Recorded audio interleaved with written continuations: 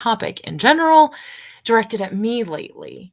And that is, are you aware that your body is actually detoxing and detoxifying and perfecting itself all the time naturally, whether you help it with that process or not?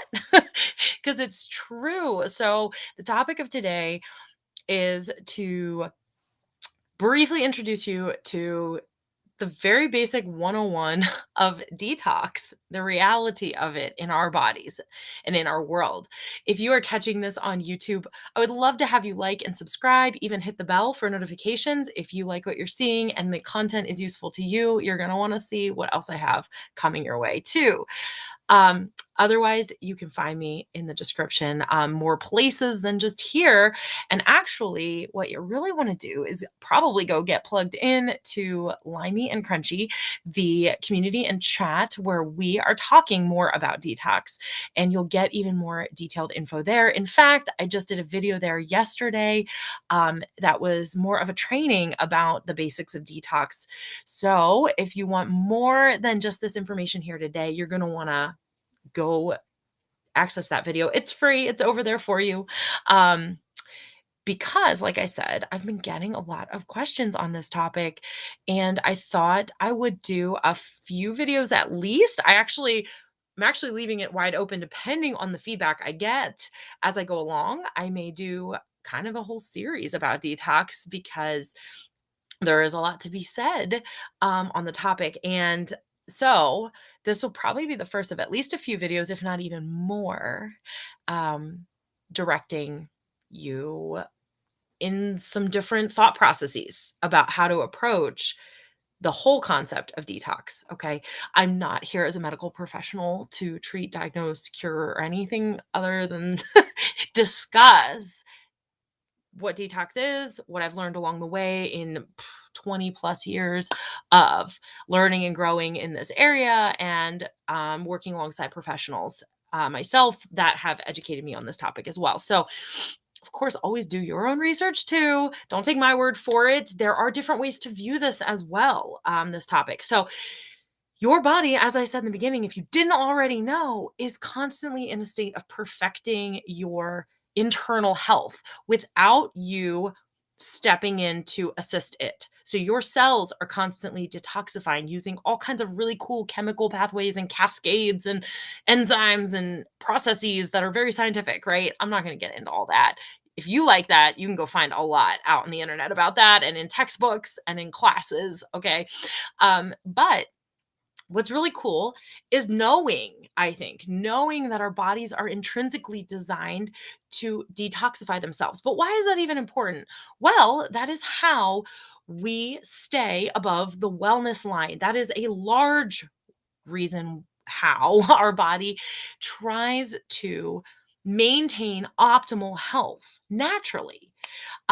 So our cells, our organs, our internal functioning pathways, our genetics even are constantly trying to enable us to rid our bodies of crap, of crud, of disease cells, of bad mutated cells or genes, of chemicals, toxins, of imbalances in our whatever's causing imbalances in our bodies, too much of one thing, too little of another. They're trying to regulate so that we have balance. And this is on a cellular level, on a genetic level, based on our organ systems, based on our other body systems, lymphatic system, circulatory system, cerebral spinal fluid system. All of those systems are trying to work in perfect harmony to create perfect health in the ways they've been designed to do that.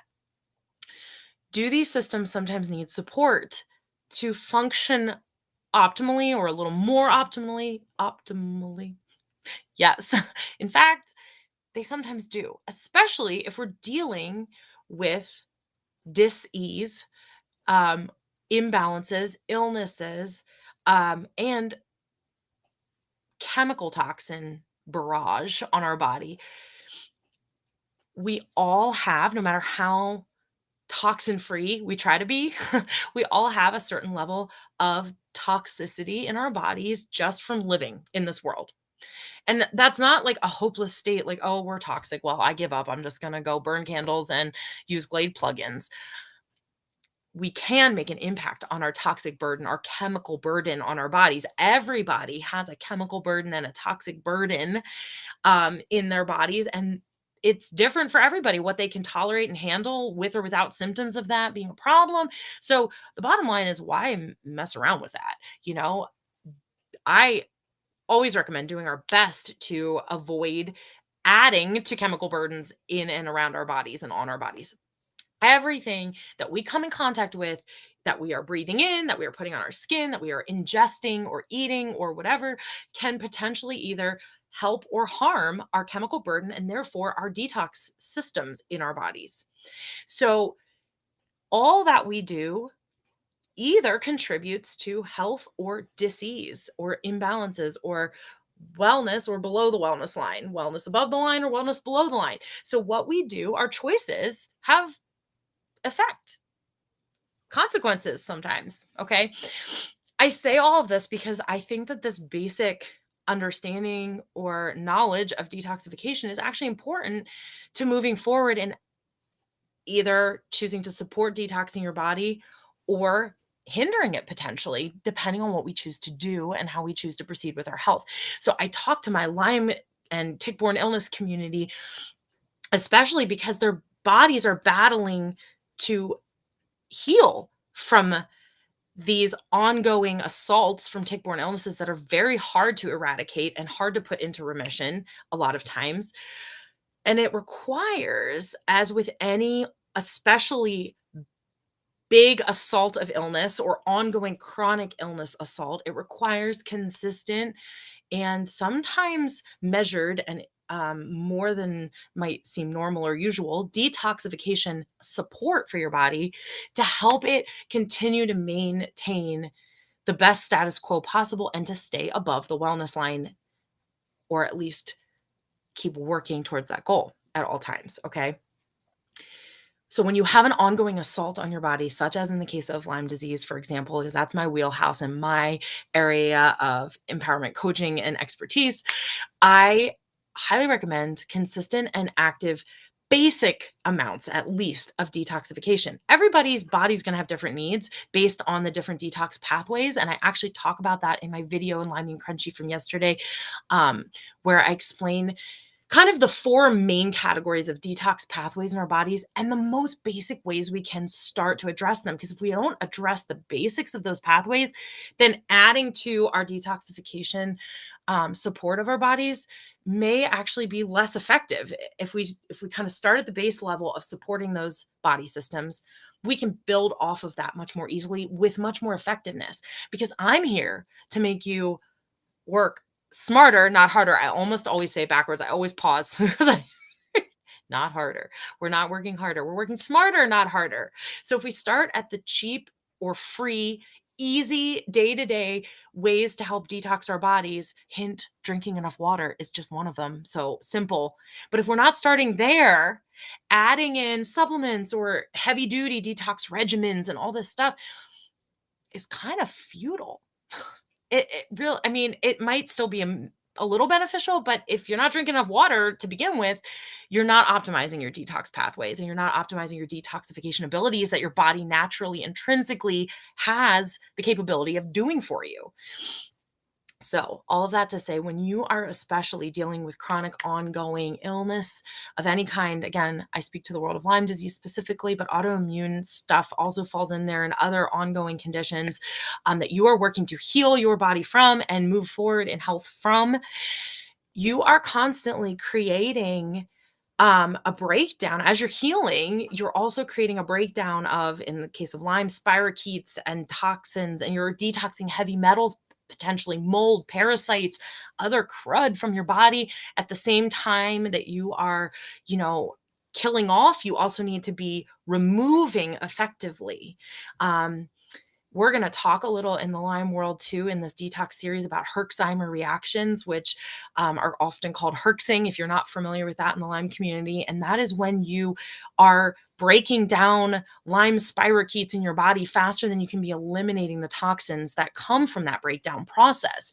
And so you often feel sicker when that is happening. And that is something to be uh, aware of and mitigated, because that can be a dangerous thing if it's not well well controlled to a degree. Um, and definitely avoiding Herxheimer reactions and avoiding heavy duty detox reactions is a better choice than trying to promote them and push through them all the time, because it's your body telling you something. It's saying, I need support to get this junk out before you keep creating more junk, right? So we have to clean the tank that is our body. We have to keep cleaning the tank. You wouldn't have a fish in a fish bowl, right? And never clean out the tank and then expect your fish to survive and do great and be healthy all the time, right? If you don't keep the environment optimized, the health does plummet below the wellness line at some degree at some point in time, if not immediately. Okay. So that is the gist behind detoxification. If you want to hear more about the four main detox pathways that I recommend focusing on and how I can simply direct you to get to the bottom of each of those, then you're going to want to be in Limey and Crunchy immediately. Some of the information is there this week, and more about that is coming actually next week. Hint, hint, nudge, nudge. There's your insider tip. Okay. I look forward to seeing you over there, and you can catch some of the other offerings that I have for you in the description as well, in case you are looking for more support on your holistic healing journey that addresses your whole person. That's what I'm all about, and I'm here for it. All right, cheers to you and your healing.